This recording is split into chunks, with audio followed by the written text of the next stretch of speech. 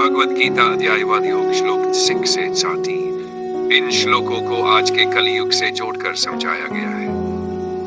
पापमेवाश्रेदस्मान् हत्वा न ततायिन तस्मान्नार्हा वयं हन्तुं धार्तराष्ट्रान् च बान्धवान्।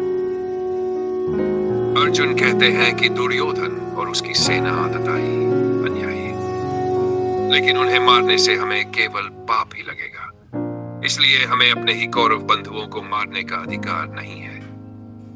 कलयुग में प्रासंगिकता। आज के समय में भी कई अन्यायी और भ्रष्ट लोग समाज में फैले हुए हैं, लेकिन धर्म के नाम पर हिंसा करना उचित नहीं। समस्याओं का समाधान युद्ध से नहीं, बल्कि धैर्य, नीति और सही कर्म से किया जाना चाहिए। श्लोक तस्मान्नार्हा वयं हन्तुं धार्तराष्ट्रान् च बान्धवान् स्वजन ही कथन हत्वा सुखिन श्याम माधव। अर्जुन कहते हैं कि यदि हम अपने ही स्वजनों का वध करेंगे तो कैसे सुखी रह पाएंगे। कलयुग में प्रासंगिकता। आज के समय में पारिवारिक झगड़े, धन संपत्ति को लेकर काला, जाति धर्म के नाम पर हिंसा बढ़ गई है। लेकिन गीता सिखाती है कि अपनों के प्रति क्रोध और हिंसा से बचना चाहिए और प्रेम व संयम से समस्याओं को सुलझाना चाहिए। यदि ह्येते न पश्यन्ति लोभोभयचेतस कुलक्ष्य कृतं दोषं मित्रद्रोहे च पातकम्।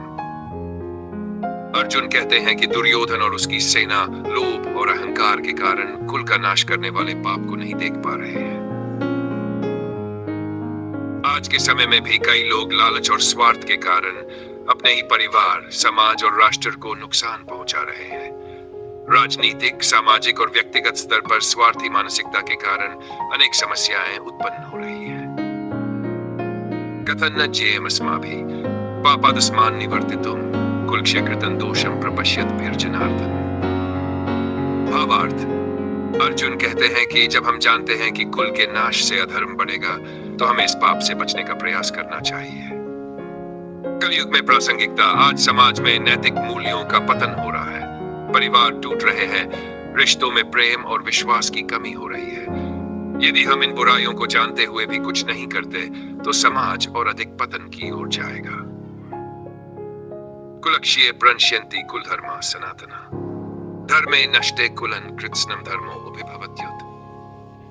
भावार्थ। समाज का नाश होता है तो उसके धर्म और परंपराएं भी नष्ट हो जाती है। धर्म के विनाश से संपूर्ण कुल धर्म में डूब जाता है। कलयुग में प्रासंगिकता। आज के समय में पारिवारिक संस्कार और धार्मिक परंपराएं कमजोर पड़ रही है। आध्यात्मिकता की जगह भौतिकता को अधिक महत्व दिया जा रहा है। जब धर्म और नैतिकता नष्ट होते हैं तो समाज में अधर्म और अन्याय हावी हो जाता है। निष्कर्ष। इन श्लोकों में अर्जुन युद्ध न करने का तर्क दे रहे हैं, लेकिन श्री कृष्ण आगे उन्हें समझाएंगे कि धर्म की रक्षा के लिए कभी-कभी कठोर निर्णय लेने पड़ते हैं। आज के कलयुग में हमें हिंसा से बचते हुए भी धर्म और सत्य के मार्ग पर चलना चाहिए। अपने परिवार, समाज और देश की रक्षा के लिए स्वार्थ और लोभ से ऊपर उठकर कार्य करना ही गीता का संदेश है।